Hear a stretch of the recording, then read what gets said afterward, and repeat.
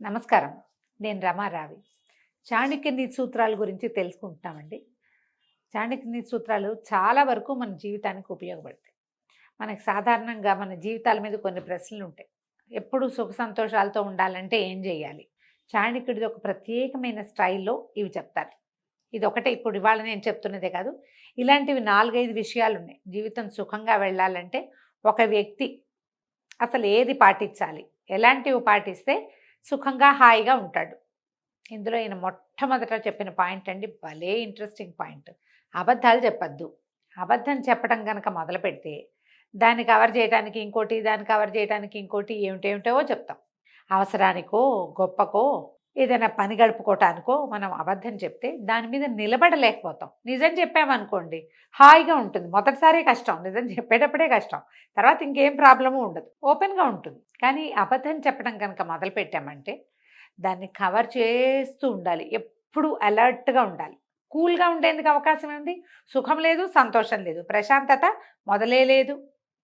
అందుకని అబద్ధాలు చెప్పద్దు. ఒకవేళ అబద్ధమే చెప్పవలసొస్తే చెప్పాల్సే వస్తుంది. జీవితం కదండి, మనం మనుషులం కదా, తప్పదు కదా. అయితే ఏదో ఒక సమయంలో దాన్ని రివీల్ చేసేయండి. నేను ఆ రోజు అబద్ధం చెప్పాను అని ఏదో ఒక సందర్భంలో అదంతా నిజమేం కాదు, ఆ టైంకి ఇంకేం చేయలేక ఆ మాట చెప్పాము అన్న మాట రివీల్ చేసేస్తే దాన్ని కవర్ చేసే సమస్య ఉండదు మనకి. ఆయన ఇదంతా చెప్పలేదండి, అబద్ధాలు ఆడద్దు అని చెప్పారు. నేను చెప్తున్నాను ఇది. దాన్ని ఇంటర్ప్రిట్ చేసుకుంటున్నాం మనం. సాధ్యమైనంత అబద్ధం చెప్పకుండా ఉండండి. మీ జీవిత సుఖ సంతోషాలకి చాణక్యుడు గ్యారంటీ ఇస్తాడట. ఓకే. రెండో పాయింట్ చెప్తున్నారు, సూటిగా మాట్లాడద్దు. నా బొట్టు వాళ్ళు ఏమైపోవాలండి కదా అనిపిస్తుంది మీకు వెంటనే. రమ్మగారు చాలా సూటిగా మాట్లాడతారు. అన్ని విషయాలు కాదండి.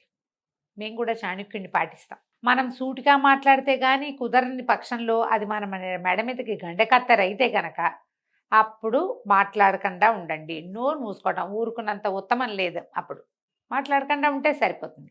సూటిగా మొహం మీదే చెప్పడం, కుండ బద్దలు కొట్టినట్టుగా మాట్లాడడం, నేను ఇంతే, నాకు ఇలాగే వచ్చు, నా పద్ధతి ఇదే.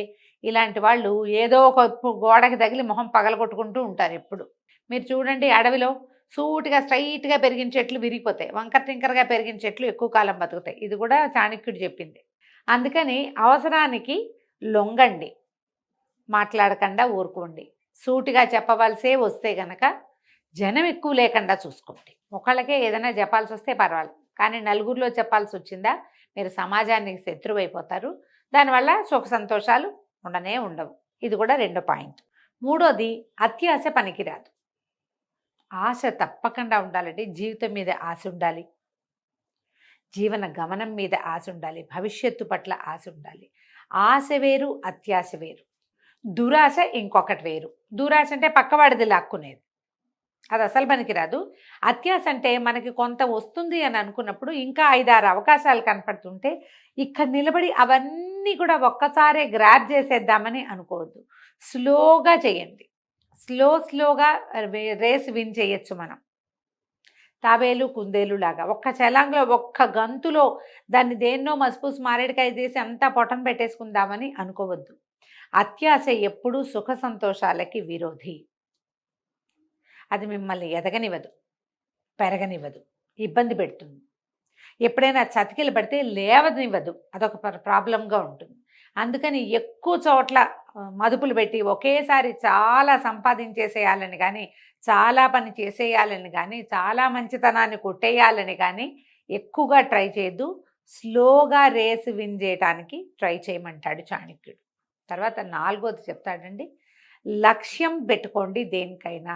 అంటే బీ ఫోకస్డ్ అని చెప్తాడు. ఏదైనా సరే ఒక లక్ష్యం పెట్టుకుని దానికి వెళ్ళటానికి ఒక మార్గనిర్దేశనం చేసుకుని ఆ మార్గం ప్రకారం మన లక్ష్యాన్ని ఛేదించడానికి, భేదించడానికి, సాధించడానికి ప్రయత్నం చేస్తేనే జీవితం సుఖవంతంగా వెళ్తుంది.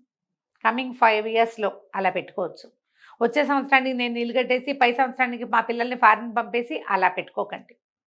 కొంచెం తాపీగా కొంచెం సమయం పెట్టుకుని ఫలానాది చేయాలి అంటే మనం ఎట్లా, what is plan of action, మనం ఎలా ప్లాన్ చేసుకుంటే, ఎలా నియమం ఏర్పరచుకుంటే, ఎలా నియమావళి పెట్టుకుంటే ఈ లక్ష్యాన్ని ఛేదించగలమో ఆలోచించండి. సాధారణంగా విద్యార్థులకైతే చదువుల మీదండి, సంసారులకి డెవలప్మెంట్ మీద, అంటే మనం సాధించబోయే కుటుంబం సాధించబోయే అభివృద్ధి మీద గనక మీకు లక్ష్యాలు ఉంటే గనక భాగస్వామిని కలుపుకోండి. మీరు ఒక్కరే డిసైడ్ చేసి చేయకూడదు.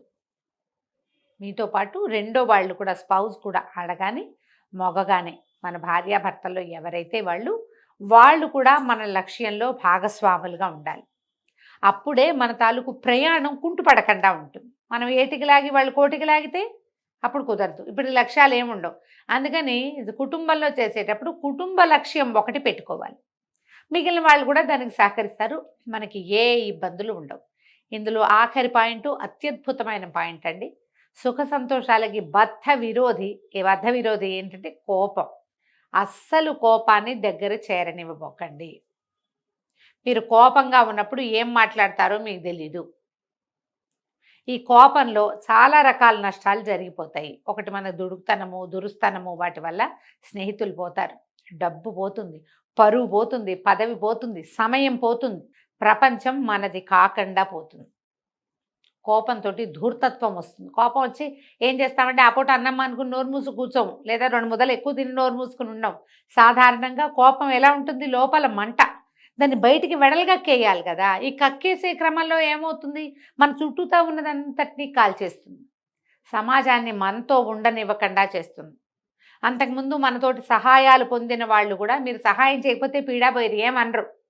కానీ మీరు కోపం చూపించి ధూర్తంగా ప్రవర్తించారంటే ఇది గుర్తుంటుంది. అంతకుముందు 10 మాటలు ప్రతిసారి హోటల్కి తీసుకెళ్ళి టిఫిన్ పెట్టించింది జ్ఞాపకమే ఉండదు. మీరు ఒక్కసారి దురుసుగా కోపం చూపించింది మాత్రం బాగా గుర్తుపెట్టుకుంటారండి. ఈ గుర్తుపెట్టుకునే వాళ్ళల్లో సమాజంలో ప్రతి వాళ్ళు, మన స్నేహితులు, మన అమ్మా నాన్న కూడా మన కోపాలు గుర్తుపెట్టుకుంటారు, మర్చిపోరు. అమ్మా నాన్న కాబట్టి క్షమిస్తారు గుర్తుపెట్టుకున్నా కూడా. భార్యలు లేదా భర్తలు, సంతానము, పిల్లలు అసలు మర్చిపోరండి. కోపం వచ్చి కొట్టేమనుకోండి అవి మర్చిపోరు. మనం కొనిపెట్టినవి, మనం చూసినవి, మనం ఎత్తుకున్నవి, మనం లాలించినవి ఏమి జ్ఞాపకం ఉండవు.